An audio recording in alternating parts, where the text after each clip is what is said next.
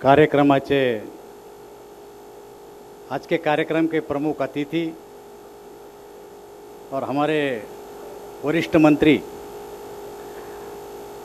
आदरणीय अश्विनी वैष्णव जी, मंत्रिमंडल में मेरे सहकारी डॉक्टर भागवत कराड़ जी, महाराष्ट्र के हमारे मंत्री संदीपान भुमरे जी,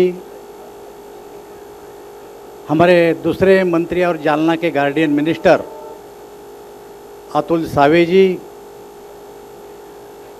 भारतीय जनता पार्टी के वरिष्ठ नेता और विधानसभा के माजी अध्यक्ष आदरणीय हरिभाऊजी बागड़े, विधान परिषद के अपोजिशन पार्टी लीडर अंबादास जी दानवे, हमारे लोकसभा के साथी इम्तियाज जलील भाई, हमारे विधायक सतीश जी चौहान, हमारे दूसरे विधायक संजय जी सिरसाट, मंच पे उपस्थित सभी साथीगण और इस सभा में उपस्थित भाई और बहनों, सबसे पहले मैं महाराष्ट्र में हमारे वरिष्ठ मंत्री अश्विनी जी का स्वागत करता हूं कि जिन्होंने आज खास करके संभाजीनगर और जालना में आने के लिए हमें समय दिया। अब कोई भी वरिष्ठ मंत्री जब आते हैं तो उस क्षेत्र के लोगों को अपनी मन की भावना व्यक्त करने का पूरा अधिकार होता है। और जो मेरे पहले के हमारे साथियों ने बोला है वो सही है, ये मांगे तो हम कई दिनों से करते आ रहे हैं। जब जब डेलीगेशन सेंट्रल में गया, उस डेलीगेशन के साथ मैं भी रहा था। मैं पहले एमएलए था, बाद में एमपी बना, लेकिन मांगे वही थी कि मनमाड़ से लेकर तो निज़ामाबाद तक दोहरीकरण होना चाहिए, मनमाड़ से लेकर मुखेड़ तक इलेक्ट्रिफिकेशन होना चाहिए, हमें साउथ सेंट्रल से निकालकर हमें सेंट्रल में डालना चाहिए। यही थे ना जलील साहब, बड़ी बड़ी मांगे। लेकिन आपने भी जो मांगे की अभी कि मराठवाड़ा ये पिछड़ा भाग है, रेल का नेटवर्क नहीं है, ये बात को मैं इम्तियाज जलील जी के साथ सहमत हूँ कि मराठवाड़ा में रेलवे का नेटवर्क नहीं है। इसका एक बहुत बड़ा कारण है कि हम ब्रिटिश के ज़माने के नहीं, हम निज़ाम स्टेट में थे और निज़ाम था इसलिए हम पिछड़े हैं, क्योंकि निज़ाम को रेल की ज़रूरत नहीं थी। निज़ाम को रेल की ज़रूरत नहीं थी, लेकिन अब मोदी जी की सरकार आई। मैं आपको आश्वस्त करना चाहता हूं जलील भाई कि मराठवाड़े का नेटवर्क बढ़ेगा। और आपने बात औरंगाबाद की कि औरंगाबाद का आरओआर आता नहीं है।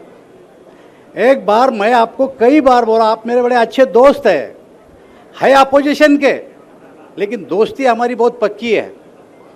मैं तो मानता हूँ, सबको बोलता हूँ, मैं अश्विनी जी को भी बोलता हूँ, आदमी तो एमआईएम का है, लेकिन लगता है ये बीजेपी का है कि क्या। अरे मांगे तो मांगनी थी आपने छत्रपति संभाजीनगर के लिए, आप मांग रहे औरंगाबाद के लिए, तो अगर मांगते तो हो जाता था। आप मुझे बताओ कि कौन सा रेलवे का रूट है कि जो आरओआर के कारण नहीं कर रहे हम, कौन सा रूट है? ऐसा नहीं है। और आप मोदी जी की सरकार है, व्यवहारिक दृष्टिकोण से जहां भी काम करने की जरूरत है उसके लिए पैसे की कोई कमी नहीं है। जब रेल का बजट आया, भारत सरकार का बजट आया, तो आपने आपकी जिम्मेदारी निभाई, जो कि 25 साल हम निभाते थे कि भैया महाराष्ट्र के और मराठवाड़ा के, क्या बोलते हिंदी का मराठी का ट्रांसलेशन हिंदी में नहीं जमता, पाने पुसली तोंडाला केंद्र सरकारना। सही तो बजट के पहले एक दिन भी आप ये प्रतिक्रिया देते तो अच्छा हो जाता था, उस दिन नहीं देते थे।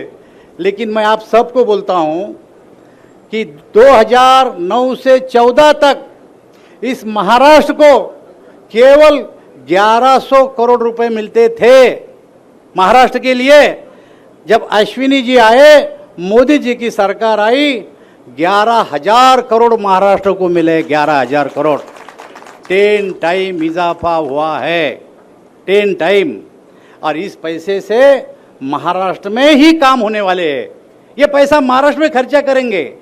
और जहाँ जहाँ डबलिंग का काम है, क्या 3 मांगे तो मैंने आपको बोला, एक थी दोहरीकरण करो, दूसरा था इलेक्ट्रिफिकेशन करो, और तीसरा था साउथ सेंट्रल से निकालो। 2 मांगे तो लगभग पूरी हो चुकी है। 2023 तक इस देश में जहां भी डबलीकरण है वहां सारा इलेक्ट्रिफिकेशन हो रहा है। और यहाँ का उद्घाटन माननीय मंत्री जी से पूछकर हमने शुरू भी किया है। और ये दिसंबर तक लगभग मुझे ऐसा लगता है ट्रेन इलेक्ट्रिक पे चलेगी। अब हमें टीका टिप्पणी भी तो करने वाले होते। डीजल में चलती तो क्या फर्क पड़ता, और इलेक्ट्रिक पे किया तो क्या फर्क पड़ता। ट्रेन तो चलती थी, ऐसा नहीं है। अगर 100 रुपये डीजल पे खर्चा आता है तो इलेक्ट्रिक पे 30 रुपये पे चलती है ट्रेन। अरे ये तो देश का पैसा बचेगा ना। ये 10,000 करोड़ जो मिले अपने को, तो इससे और ज़्यादा काम हो सकते हैं। और दूसरी मांग थी, अभी मनमाड़ से लेकर तो संभाजी नगर तक, छत्रपति संभाजी नगर तक हम दोहरीकरण का लगभग डीपीआर बन के रेलवे बोर्ड को हमने दाखिल कर दिया है। 2 तो लगभग पूरी हो गई है।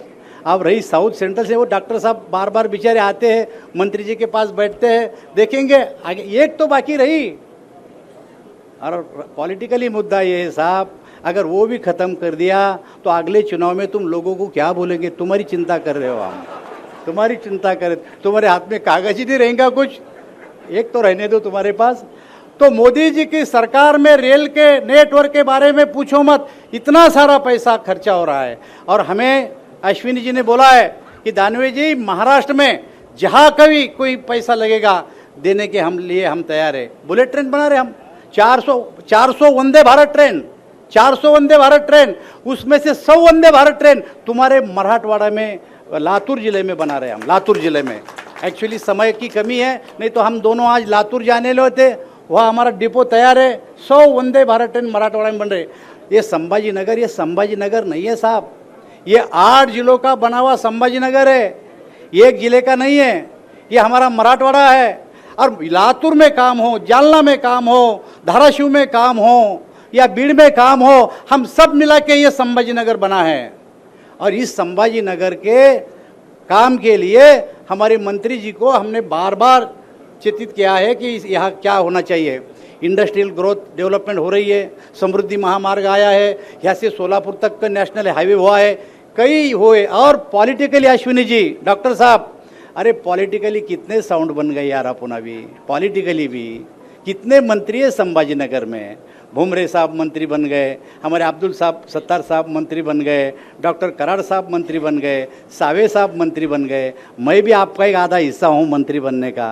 अपने Ambadas Danve opposition party leader, अपने पे अंकुश रखने वाले, क्या कर रहे हैं और क्या नहीं, डंडा लेके हाथ में खड़े हैं। तो इतने सारे लोगों ने अपने अपने डिपार्टमेंट का अगर परफॉर्मेंस बताया तो कितना काम होने वाला है। मैं रेल क्या कर रहा है मैं नहीं बताऊंगा। हमारे मंत्री जी आए, जब मंत्री जी आए तो मुझे बोलने का अधिकार ही नहीं होता है, क्या बोलूँ मैं, मंत्री जी बोलेंगे खुद। तो अपने अपने डिपार्टमेंट का अगर परफॉर्मेंस आप बताएंगे तो मुझे लगता है ये संभाजी नगर बहुत ही कम दिनों में नासिक, ठाणे, पुणे के बराबर जाने वाला है। ये बात समझ के आप चलो। और आज आपने यहाँ पिट लाइन का उद्घाटन किया, और उसके साथ साथ आपने देखा होगा खास मंत्री जी से आग्रह करके मैंने बोला, मैं संभाजी नगर से आता हूँ, मैं जालना से आता हूँ, लगभग 200 स्टेशन इस देश में हम स्टेशन डेवलपमेंट में लिए हैं। मैंने मंत्री जी से आग्रह किया कि जहाँ से मैं आता हूँ संभाजी नगर से, जहाँ से मैं आता जालना से, अगर तुम 200 बना रहे और मेरे ये 2 नहीं बने तो साहब मुझे ज़रा टोकने वाले हैं, जलील साहब है, अंबादास दानवे भी आजकल टोकना शुरू कर देंगे हमको, तो मेरा क्या होगा। तो साहब ने मान लिया और संभाजी नगर के लिए लगभग 180 करोड़ रुपया खर्चा करके ये स्टेशन अपना बनने वाला है। मुझे बताओ, अगर साहब आज नहीं आते, प्रेजेंटेशन नहीं होता, उन्होंने बार बार दिल्ली में बैठकर ये डिज़ाइन बनाया। खाली मेरी एक सुझाव था कि यहाँ पर एलोरा केव्स है, उसकी थीम लेना चाहिए। साहब ने बोला ठीक है, आपको जैसा लगा वैसा करो। वो हमने एलोरा की थीम ली है। जालना में भी हम 167 करोड़ रुपए खर्चा करके वहाँ का भी स्टेशन बना रहे हैं। तो मुझे लगता है आपने मुँह से आगे आने वाले जलील साहब, जब भी कभी आप भाषण में बोलेंगे तो ये बोलो कि अश्विनी वैष्णव जी थे तो इलेक्ट्रिफिकेशन हुआ, अश्विनी वैष्णव जी थे तो दोहरीकरण हो रहा है, अश्विनी वैष्णव जी थे तो 180 करोड़ रुपए का स्टेशन डेवलपमेंट हो रहा है। आरओआर लेके मत बैठो, खाली आरओआर पे आरओआर तो मैं भी निकाल सकता हूँ। साहब की लेवल के काम आप बोलो, मैं करने में मदद करूंगा। धन्यवाद। एबीपी माझा, उघडा डोळे बघा नीट।